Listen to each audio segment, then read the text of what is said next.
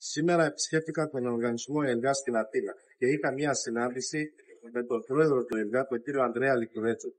Του μετέφερα την κατάσταση που επικρατεί τις τελευταίες μέρες στην Ευρώπη λόγω των ζημιών που έχουν γίνει στην κερασοπαραγωγή από την έντονη καλαζόπωση.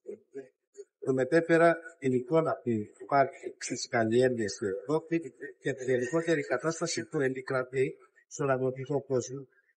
Ο κύριος Ανδρέας Λικουρέτσος είναι ενημερωμένος, είναι ενήμερος για όλη την κατάσταση από σκοπικές αγώνες αρχές του ΕΛΓΑ και το προϊστάμενο με κύριο Φαντάση.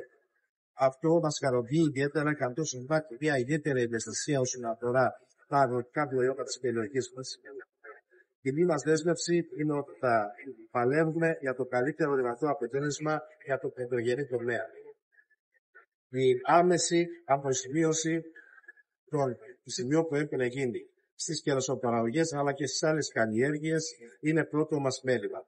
Ευχαριστώ όλη τη διοίκηση του ΕΛΓΑ και τον κύριο Ανδρέα Λικουρέτσο, τον πρόεδρο του οργανισμού, που με υποδέχτηκε και είχαμε μια επικοδομητική συζήτηση όσον αφορά το μέλλον και του κανονισμού του ΕΛΓΑ, αλλά πολύ περισσότερο την ευαισθησία του στα θέματα του πρωτογενούς τομέα.